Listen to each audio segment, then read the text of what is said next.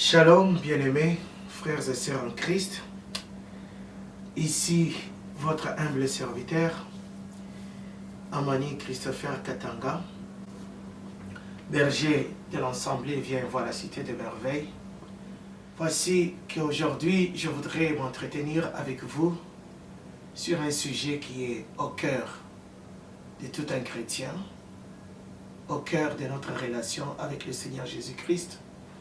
Il s'agit bien de la prière. C'est un sujet très vaste, mais je ne parlerai pas de la prière en général. Je veux parler particulièrement de la prière pour les cas difficiles. Donc, je parle de la prière, mais je vais soutirer à l'intérieur de la prière les cas difficiles.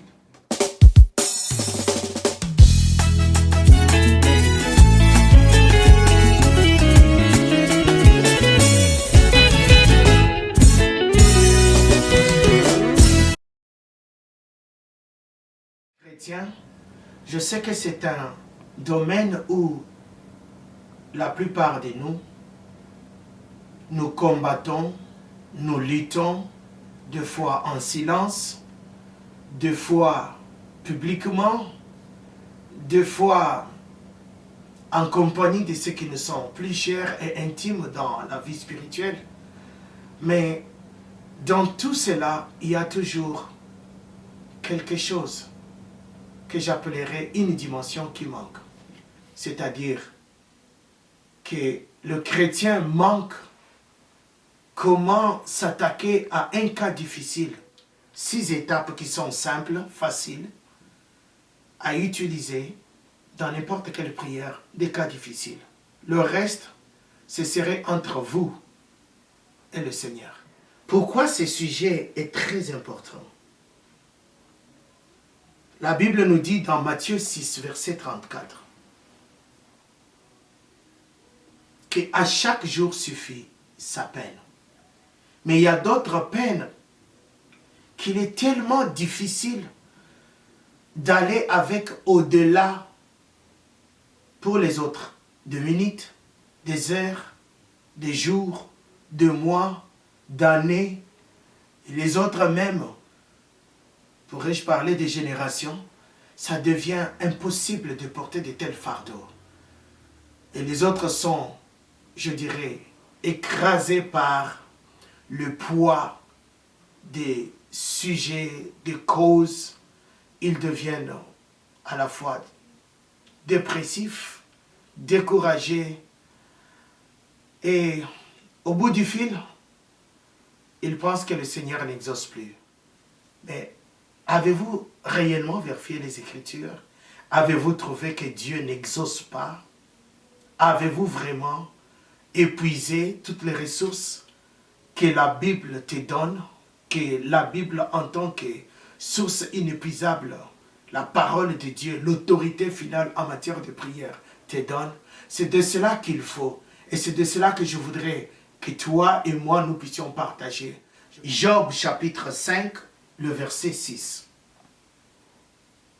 Le malheur ne sort pas de la poussière, et la souffrance ne germe pas du sol. Bien-aimé, si le malheur ne sort pas de la poussière, et si la souffrance ne germe pas du sol, comme Jérémie aussi dit, pourquoi ma souffrance est-elle continuelle? Tu te poses cette question. Pourquoi ma souffrance est-elle continuelle? Il est temps de faire quoi? Que je vous énumère les 6 étapes. La première, commence par méditer l'objet, le but, la cause de ta réunion. Médite ton objet. Médite non seulement l'objet de ta prière, le but. Et si tu souffres, la cause difficile, tu dois d'abord la sonder. Pourquoi je souffre? Comme Jonas 1, le verset 8 le dit, qui m'attire cette souffrance? Qui m'attire ces malheurs? Ça vient d'où? Et là, examine tous les aspects de ta vie.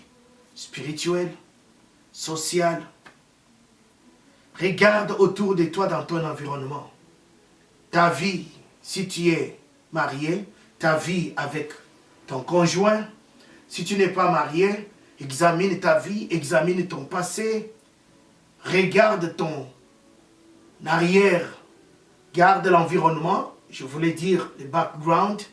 Essaye de regarder ton environnement direct, qui est dedans, qui vit dedans, la vie que tu as héritée de ton père, de ta mère, toutes ces choses ont des conséquences sur notre vie. Pourquoi? Parce que l'inverse est aussi vrai. Si tu veux réussir ou avoir le succès, le Seigneur Adonai, le Seigneur Dieu Tout-Puissant, il dit à Josué 1:8, il lui dit, médite chaque jour, médite jour et nuit pour que tu aies le succès. Donc avant, si tu veux aussi avoir le succès dans les cas difficiles, commence par méditer aussi sur ce qui peut être la cause, la racine de cette souffrance, de ces cas difficiles. Si tu commences par là, tu peux alors répondre à la première question, laquelle? Si les fondements sont renversés, que restera-t-il de l'œuvre du juste? Les fondements commencent avec la méditation. Qu'elle soit mentale, qu'elle soit du cœur, elle doit avoir un objectif. Ta méditation. Une fois que tu as médité de telle façon, tu peux passer à ce que j'appellerais la deuxième étape. La deuxième étape, elle est simple. Nous le savons, la Bible le dit. Quiconque doit venir vers Dieu doit croire que Dieu existe. Tu dois avoir la foi. La foi. Tu dois avoir la foi que Dieu existe. Que quand je vais prier, Dieu va m'entendre. La prière, ce n'est pas une conversation de type monologue où je parle, je viens comme si je suis devant un guichet automatique de la banque, je sors ma carte bancaire et puis je la fais entrer et puis le guichet automatique me donne. Mais même d'ailleurs, avec le guichet automatique, c'est aussi un langage informatique. Parce que dans les guichets automatiques, tu fais entrer les données aussi informatiques. Et les guichets aussi te donnent aussi. Il te dira, maintenant fais entrer les codes personnels. Maintenant, c'est quel montant que tu veux. Maintenant, c'est combien, c'est dans quel compte. C'est aussi un langage. Donc, tu parles aussi, même avec ton guichet automatique. Si l'homme peut faire le guichet automatique, à combien plus forte raison la Bible dit avec le psaume? Celui qui a créé l'oreille, n'entendrait-il pas? N'écoutera-t-il pas? Et dire, tu dois croire que Dieu est une personne, tu parles avec lui, il répond. Il va répondre de plusieurs manières, tantôt d'une manière, tantôt d'une autre. Job 33, le verset 14. Il parle tantôt d'une manière, tantôt d'une autre. Donc tu dois croire que tout est possible. Si tu crois que tout est possible avec Dieu, tu t'es déjà allié avec Dieu pour la cause difficile, afin que Dieu te donne sa réponse à lui. Tu crois, ce n'est pas suffisant. Tu crois que tout est possible, ce n'est toujours pas suffisant. Qu'est-ce qui est suffisant? Tu dois confesser de ta bouche. Crois de ton cœur. Et tu dois confesser de ta bouche. Si tu confesses de ta bouche, la profondeur de ton cœur, de ton subconscient, par rapport à ce que tu as déjà médité, en alignement avec les promesses qui vont avec ton cas difficile, il ne te reste plus qu'une seule chose dans la prière.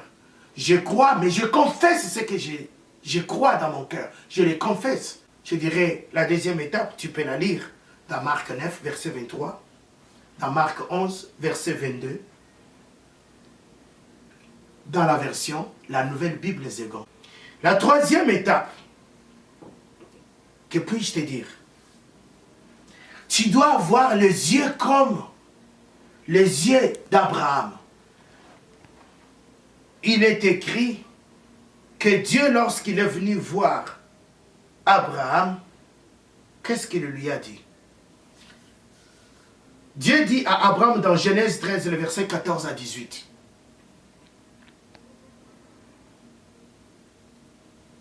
Lève tes yeux du lieu où tu es. Regarde et fixe. Tout ce que tu vois, je te le donnerai. Bien-aimé, tout ce que tu vois, pas seulement avec les yeux physiques, tout ce que tu vois avec les yeux du cœur. Parce que quand tu as médité, tu commençais à voir ces choses. Comme si c'était dans un rêve. Tu t'es transporté dans le spirituel et tu as commencé à voir les choses de l'avenir. Tu les as amenées dans le présent, tu commences à les vivre. À cause de cela, Dieu dit à Abraham, il lui donne un principe, il dit, fixe tes yeux sur ces choses. Tout ce que tu vois, je te les donnerai. Bien-aimé, tu as médité, c'est bien. Tu as cru, c'est bien. Tu as confessé, c'est bien. Maintenant, tes yeux doivent être fixés sur le Seigneur lui-même. Quand tu as fixé tes yeux sur le Seigneur, c'est à ce moment-là que le Seigneur maintenant commence à rendre la chose que tu vois exactement comme lui le veut. Et si tu as déjà aligné tes pensées sur sa pensée, je ne peux te dire qu'une seule chose. La seule source et le seul qui peut tout accomplir pour toi maintenant devient Dieu. Tu ne compteras pas sur maman, papa, mon frère, ma soeur, celui-ci, celle-là. Non, maintenant, c'est Dieu et Dieu seul. Parce qu'il est devenu ta seule source. C'est pourquoi tu as médité sa parole. Ça, c'était la troisième étape. Et j'ajouterai même avant que je passe à la quatrième étape, que David nous donne un principe de son secret dans la recette de Psaume 16, le verset 8. Il dit, lorsque l'Éternel est à ma droite, il dit, je me suis fait un devoir de fixer mes yeux sur l'Éternel. Et quand l'Éternel est à ma droite, quand je fixe les yeux et que je me représente dans mon esprit que l'Éternel est à ma droite, je ne chancelle pas. Rejoignez-nous les vendredis à partir de 18h30 pour l'étude biblique, les samedis à partir de 16h30 pour l'intercession et les dimanches à partir de 10h30 pour le culte ainsi que le service de prière.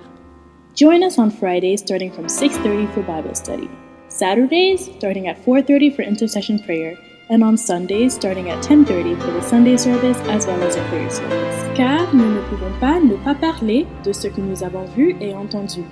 For as for us, we cannot refrain from speaking of the things which we have seen and heard.